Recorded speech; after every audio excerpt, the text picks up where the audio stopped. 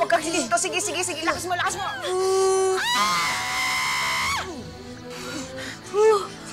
Sige, sige. Anak, huwag kang hihinto. Sige na, sige. Isa pa, isa pa. Isa pa, isa pa. Kaya mo yan, kaya mo yan. Sige, iri, go.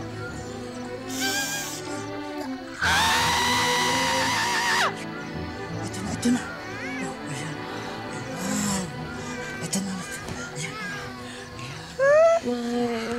Baby. Anak. Lalaki, anak mo. Ayan o.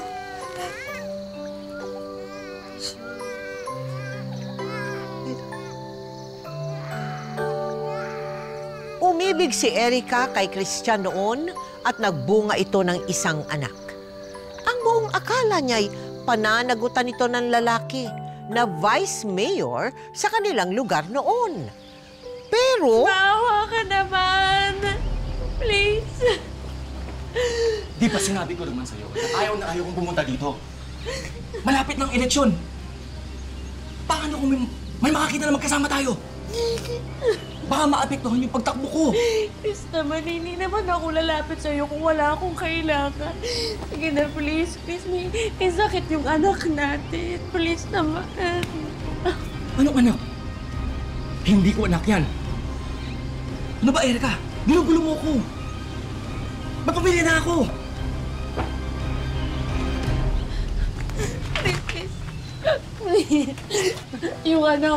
Yung anak ko may sakit. May sakit yung anak ko. Kailangan namin ng tulong. Kailangan ko ng tulong. Please mo. Please.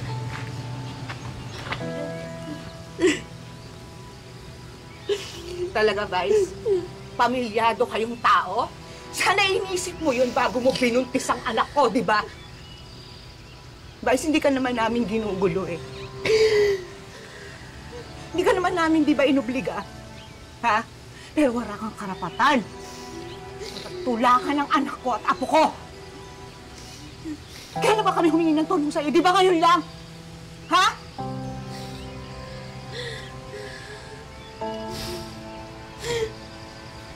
Christian.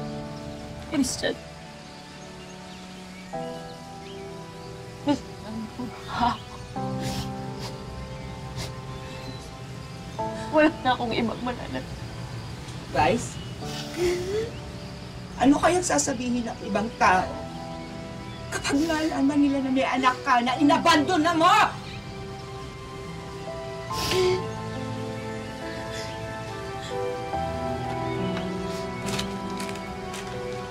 Ito.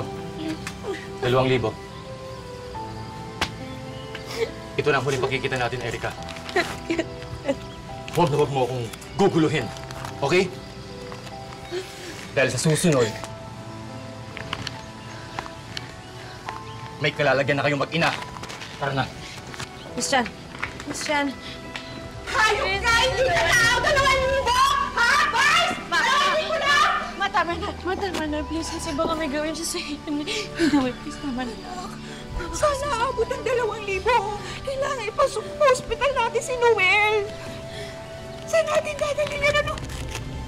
Ay, mama. Erica, totoo ba na wala kang nakagis ng ama? Wala po akong nakagis ng ama. Since birth po, hindi ko pa po nakikita yung tatay Hindi mo pa nakikita. Anong kwento sa'yo ng nanay mo? Bakit? Sabi po sa akin, nakulong daw po yung tatay ko, tas marami daw pong babae din.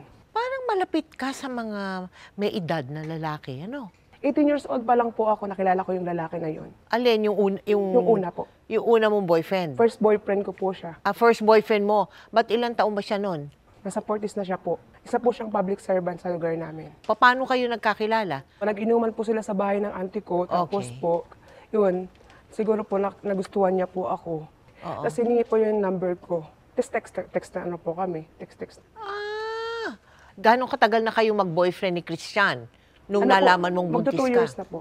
2 Kasi 18 years? po ako, tapos 20 years old po ako na buntis. Di ka ba natatakot? Ang tanda nung kasama mo. At saka, Na-fall po ako dun sa lalaki na kasi maganda po siya magsalita, tapos binibigyan niya po yung mga pangailangan ko. may asawa at anak ito. Opo, may asawa. Ilihim po. meron! Sabi niya sa akin, ilihim mo na lang yung relasyon natin. Ayan.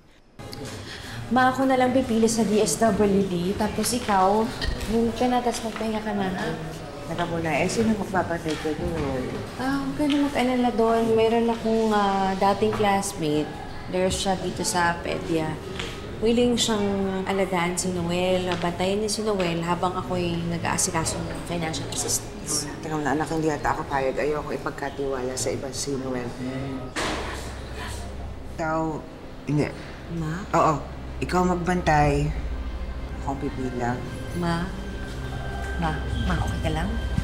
Ma? Ha? Ma? Oh, Ma! Tulungan niyo kami! Kuya, tulong! Please! Ma, tara! Ma! Tulungan tayo, please! Sige na. Tara!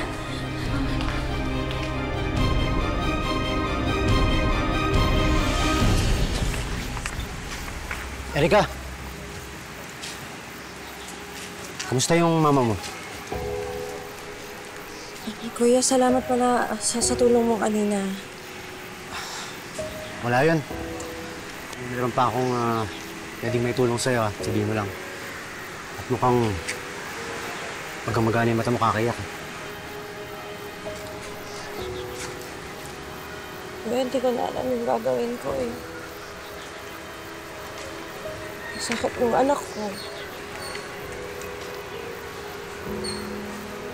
Sa ER pa yung nanay ko. Kuya, nandaan na lang yung pera ko.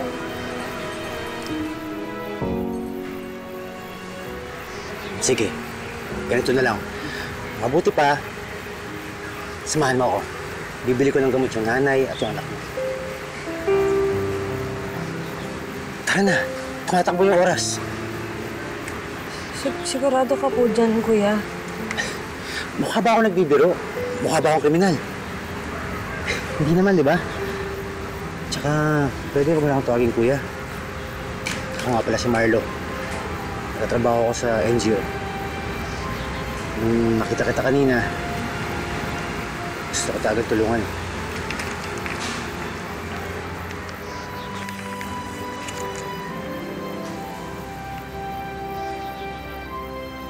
Labis na ikinagulat ni Erika ang pagmamagandang loob na iyon ni Marlo.